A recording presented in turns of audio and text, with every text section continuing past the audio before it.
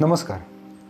अनेकदा पेशंट माझ्याकडे breast augmentation किंवा स्तनाचा आकार वाढवण्यासाठी येतात आणि त्यांची मेन शंका अशी असते की त्यांच्यासाठी कुठल्या साईजचा इम्प्लांट बरोबर आहे आणि कुठल्या शेपचा बरोबर आहे आणि सिलिकॉन इम्प्लांट म्हणजे काय. तर आजच्या या व्हिडिओमध्ये या संदर्भात मी तुमच्याशी बोलणार आहे. मी doctor Neeraj Bhaban, board certified plastic surgeon, Nirmiti cosmetic surgery centre, Sangli आणि कोल्हापूर.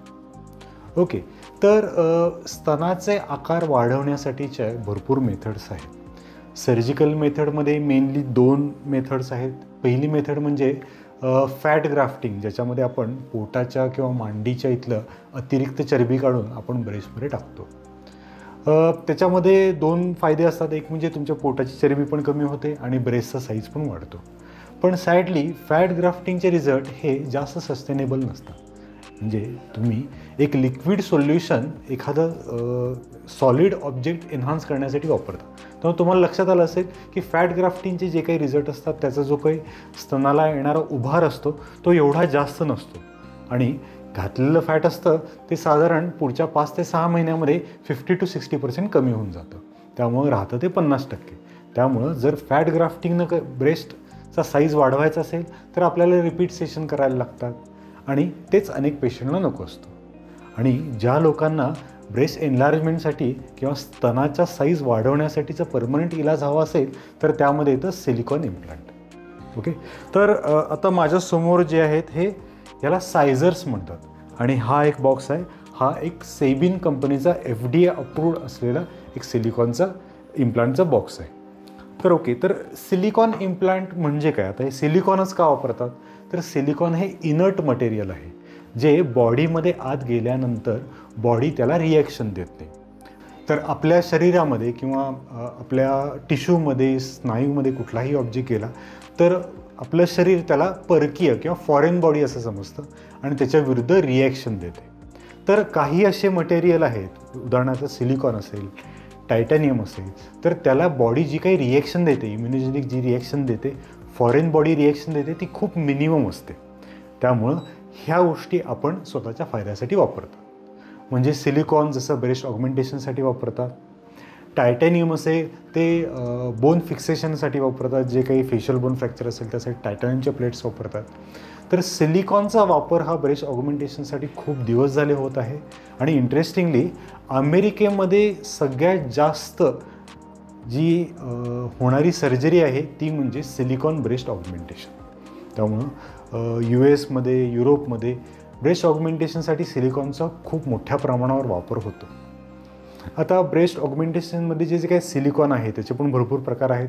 सुरुवातीला सलाईन इम्प्लांट वापरायचे ज्याच्यामध्ये सलाईन फील्ड असायचं. आता जे काही नवीन सिलिकॉन इम्प्लांट आलेले आहेत त्याचा जो काही टेक्स्चर आहे, त्याचा फील आहे तो एकदम नॅचरल असतो.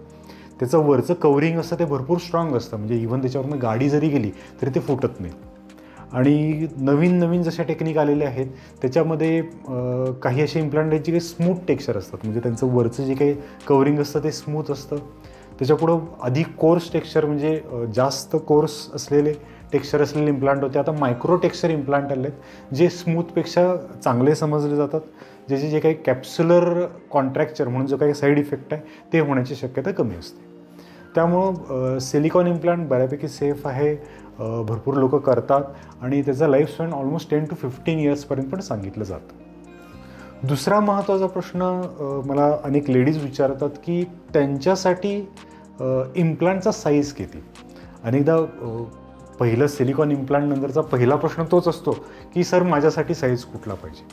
तर याच्यासाठी आमच्याकडे निर्मितीमध्ये आपल्याकडे 2 मेथड्स अवेलेबल आहेत. पहिलं म्हणजे आमच्याकडे काही सायझर्स आहेत, तुम्ही इथं समोर बघू शकता. तर आता या सायझर्सचे साधारण व्हॉल्यूम्स, याच्यावरती व्हॉल्यूम लिहिलेले आहेत. म्हणजे हा आहे 200 cc, त्याच्यानंतर हा आहे 250 cc, 315, 380 आणि 415.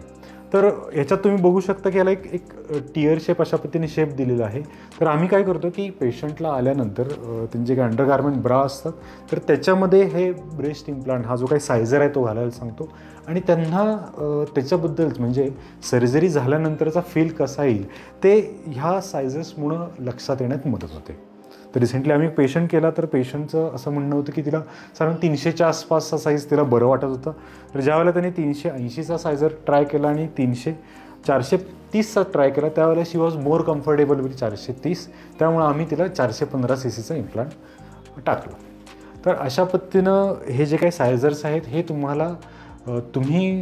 तुम्हाला कुठला साईज कम्फर्टेबल आहे, तुम्ही ज्या साईजमध्ये कम्फर्टेबल फील करता, हे साईज डिसाईड करण्यामध्ये खूप मदत करतं.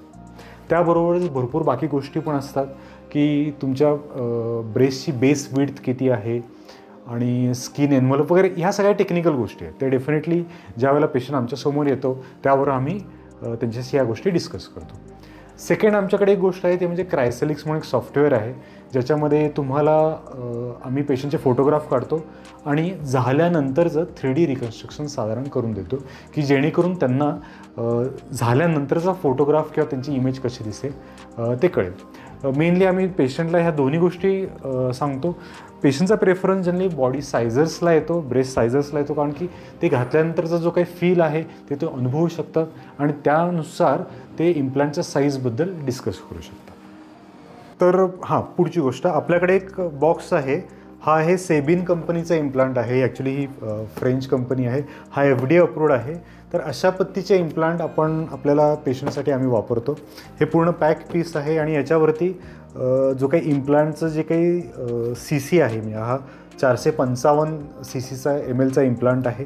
त्याच्यानंतर त्याची बेस विड्थ लिहिली असते, म्हणजे हा इम्प्लांटची बेस विड्थ किती आहे ते असेल आणि प्रोजेक्शन किती असतं. हे साधारण प्रत्येक कंपनीचा एक कॅटलॉग असतो. ज्यावेळेला पेशंट आमच्यासमोर येतो आणि एखादा सायझरनुसार ज्यावेळेला आपलं साईज डिसाईड होतो, त्यानंतर आपण इम्प्लांटचा साईज डिसाईड करतो, डिपेंड अपॉन ते कंपनी कुठली आहे आणि त्याच्या कॅटलॉगमध्ये कुठला अवेलेबल आहे. तो डिसाईड झाल्यानंतर आपण पुढची प्रोसेस म्हणजे सर्जरीचं प्लॅनिंग आणि बाकी गोष्टीस आपण चालू करतो. तर अशा पद्धतीनं आजच्या या व्हिडिओमध्ये ब्रेस्ट इम्प्लांट, ब्रेस्ट ऑगमेंटेशन किंवा स्तनाचा आकार वाढवणे ह्या संदर्भातल्या गोष्टीबद्दल तुम्हाला काही इन्फॉर्मेशन मिळाली असेल. जर याच्याबद्दलची अधिक इन्फॉर्मेशन पाहिजे असेल किंवा तुमच्यासाठी तुमचे काही क्वेश्चन्स असतील तर खाली दिलेल्या कॉमेंट बॉक्समध्ये पोस्ट करा किंवा आमच्या सांगली आणि कोल्हापूरच्या निर्मिती कॉस्मेटिक सर्जरी सेंटरच्या सेंटरला तुम्ही व्हिजिट करू शकता. धन्यवाद.